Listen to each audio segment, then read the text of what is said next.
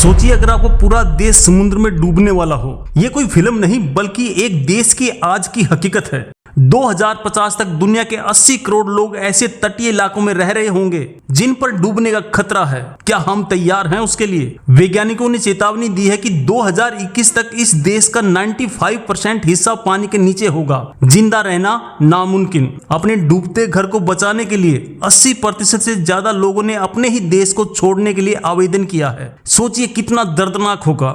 इसका मतलब है कि भविष्य में तुवालू सिर्फ एक वर्चुअल दुनिया में ही मौजूद होगा, जबकि असलियत में वह समुद्र में समा चुका होगा। वहां के लोगों को देश छोड़ने के लिए खास क्लाइमेट वीजा मिल रहा है, पर किसे मिलेगा ये लॉटरी से तय होगा, जैसे केबीसी की हॉट सीट हो। हर घर, हर पेड़, हर गली को 3D में स्कैन किया जा रहा है ताकि डूबने के बाद भी देश जिंदा रहे। तुवालू की सरकार अब चुप नहीं है। वह दुनिया से एक fossil fuel non proliferation territory की मांग कर रही है, यानी कोयला, तेल और गैस को पूरी तरह से खत्म करने की संधि। सच का बम यह है कि तुवालू ने ऑस्ट्रेलिया के साथ एक ऐसी संधि पर हस्ताक्षर किए हैं जिसके अनुसार वह ऑस्ट्रेलिया की इजाजत के बिना किसी भी देश से कोई सुरक्षा समझौता नहीं कर सकता। और इस तबाही का सबसे बड़ा रहस्य, ऑस्ट्रेलिया तुवालू की मदद कर रहा है, लेकिन इसके बदले में उसने एक ऐसी शर्त रखी है जो तुवालू को हमेशा के लिए उसका गुलाम बना सकती है। दोस्तों, ये सिर्फ एक देश के डूबने की कहानी नहीं है, ये एक चेतावनी है। मुंबई, कोलकाता, ढाका जैसे शहर भी इस खतरे की लाइन में हैं। छिपा हुआ सच ये है कि यह देश अपनी गलती से नहीं डूब रहा, इसके पीछे दुनिया के सबसे ताकतवर देशों का हाथ है।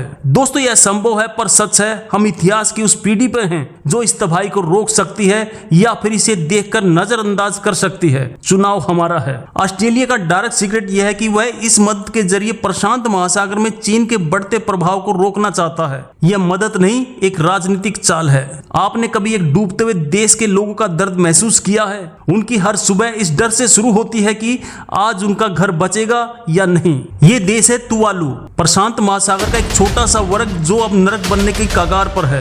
तुवालू दुनिया का पहला देश बनने जा रहा है जो खुद को पूरी तरह से मेटावर्स में शिफ्ट कर रहा है, एक डिजिटल देश में। यह सोचना भी मुश्किल है कि G20 के सिर्फ 20 देश दुनिया के 80% प्रदूषण के लिए जिम्मेदार हैं, लेकिन सजा तुवालू जैसे बेगुनाह देशों को मिल रही है। वहां की सरकार ने अपने देश को बचाने के लिए नहीं बल्कि उसकी यादें सजाने के लिए एक चौंकाने वाला कदम उठाया है। तो क्या अपनी जमीन खोने के बाद तुवालू अपनी आजादी भी खो देगा? ये एक ऐसा सवाल है जो पूरी दुनिया को सोचना चाहिए। सबसे हैरान करने वाली बात है कि क्लाइमेट चेंज के लिए तुवालू का योगदान ना के बराबर है, फिर भी सबसे पहली और सबसे बड़ी कीमत वही चुका रहा है। सबसे भयानक सच है कि हम उसी नाव में सवार हैं। अगर हमने आज एक्शन नहीं लिया तो कल यह खतरा हमारे शहर तक पहुंच जाएगा।